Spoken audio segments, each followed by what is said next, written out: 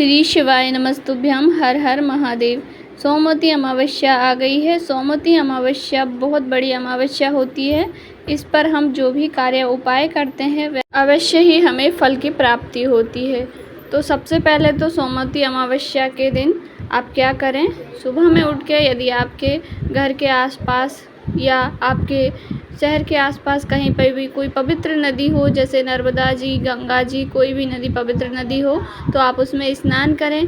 यदि नहीं है, आप कहीं बाहर रहते हैं, आपके आसपास कोई भी पवित्र नदी नहीं है, तो ऐसे में आप अपने घर पर ही तुलसी मैया की सूखी लकड़ी को जल के पात्र में डाल करके स्नान करें। जल के पात्र में आपको वॉशरूम वाली बाल्टी में नहीं डालना है। क्या करना है, आपको एक लोटे में या बाल्टी, जो अंदर किचन वाली बाल्टी रहती है, या तो फिर आप एक स्टील के लोटे में थोड़ी सी लकड़ी, सूखी हुई तुलसी मैया की लकड़ी को पहले जल में घुमा लीजिए।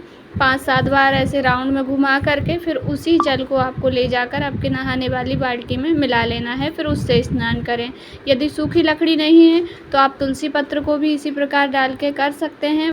सोमवती अमावस्या के दिन आप एक उपाय अवश्य ही करें। यह अमावस्या बहुत दिनों में आती है और विशेष फल देती है। तो आपको क्या करना है, यदि आप शिव मंदिर जाते हैं तो आप 1 लोटा जल लेकर जाइए और 5 बेलपत्री लेकर जाइए।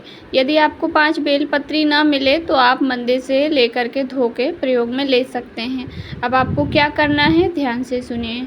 सबसे पहले आपको पहली जो बेलपत्री है वह भगवान गणेश जी के स्थान पर समर्पित करना है। फिर थोड़ा सा जल समर्पित कर दीजिए उसी बेलपत्री के ऊपर, श्री शिवाय नमस्तुभ्यम बोलते हुए कर दीजिए। दूसरी बेलपत्री स्वामी कार्तिकेय के स्थान पर समर्पित कर दीजिए, थोड़ा सा जल वहाँ पर भी आपको समर्पित करना है। तीसरी बेलपत्री माता सुख सुंदरी के स्थान पर समर्पित कर दीजिए, थोड़ा सा जल वहाँ पर भी समर्पित करना है। चौथी बेलपत्री माता पार्वती का जो हस्त कमल होता है, शिवलिंग में कटी भाग, वहाँ पर चौथी बेलपत्री समर्पित करके थोड़ा सा जल उसके ऊपर समर्पित कर दीजिए। अंत में 5वीं बेलपत्री भगवान भोलेनाथ की शिवलिंग पर आपको समर्पित कर देनी है। और जो जल बचा हुआ है आपके कलश में, संपूर्ण जल उसी बेलपत्री के ऊपर श्री शिवाय नमस्तुभ्यम कहते हुए अपनी कामना बोलिए और पूरा जल समर्पित कर दीजिए। और कामना बोलने के पश्चात फिर से आपको एक बार श्री शिवाय नमस्तुभ्यम बोलना है। गुरुजी कहते हैं जब भी आप मनोकामना पूर्ति के लिए कोई भी उपाय करें तो आपको मनोकामना बोलने से पहले श्री शिवाय नमस्तुभ्यम बोलना है और कामना बोलने के बाद फिर से एक बार श्री शिवाय नमस्तुभ्यम बोलना है। तो इस प्रकार से आप जल समर्पित करें, प्रार्थना करें, फिर अपने घर आ जाएं। थोड़ा सा जल भी ले आइएगा छिड़कने के लिए घर पे। ये हो गया हमारा पहला उपाय। दूसरा उपाय है अमावस्या का। अमावस्या तिथि की रात्रि को, जब नवरात्रि से पहले की अमावस्या पड़ती है, तब यदि इस उपाय को कोई करता है तो उसके घर से सारे क्लेश, दुख, दरिद्रता दूर हो जाती है। तो करना क्या है, अमावस्या की रात्रि को एक कटोरी लीजिए, या तो एक दीपक भी आप ले सकते हैं। उसमें थोड़े से चावल के दाने रखिए। चावल के दाने रखने के पश्चात थोड़ा सा कपूर लीजिए, 1 टुकड़ा या 2 टुकड़ा। कपूर लेने के पश्चात जो चावल की कटोरी आपने ली है, उसी कटोरी में कपूर का टुकड़ा रख करके और अपने मेन दरवाजे के बाहर, मुख्य द्वार के बाहर, आपको उस कपूर को कटोरी में ही रखकर जला देना है। रात्रि में जला दीजिएगा। जलाने के पश्चात उसको रात भर वहीं पे रखा रहने दीजिए।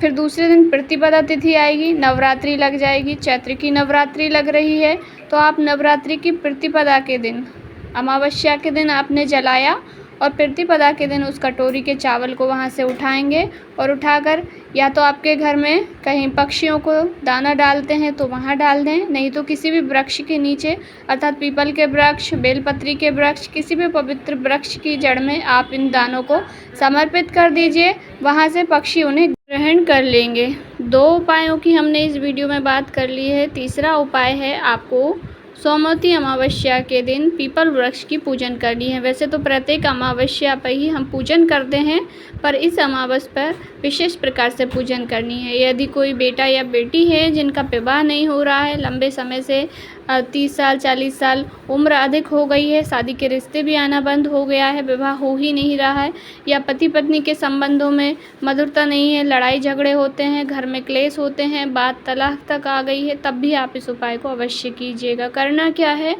आपको पीपल वृक्ष की पूजन करनी है। कैसे करनी है? पहले रोली, चंदन वगैरह पीपल के वृक्ष की जड़ में समर्पित कर दीजिए, दीपक जला दीजिए, जल समर्पित कर दीजिए। उसके बाद कच्चा सूत लेना है। कच्चे सूत को आपको पीपल के वृक्ष की परिक्रमा देना है। 7 परिक्रमा कर लीजिए। परिक्रमा देते समय या तो आप अक्षत के दाने चढ़ा दें, चिरौंजी चढ़ा दें, या तो आप कच्चे सूत को हाथ में लेकर के 7 बार परिक्रमा लगा लें। जो भी बच्चा है जिनका विवाह नहीं हो रहा वह करें, या पति पत्नी में आपस में नहीं बन रही है, लड़ाई हो रही है, तो पत्नी कर सकती है या पति कर सकता है, कोई भी करें। इस प्रकार से आप पीपल वृक्ष की पूजन करें, दीपक जलाएं, प्रार्थना करें।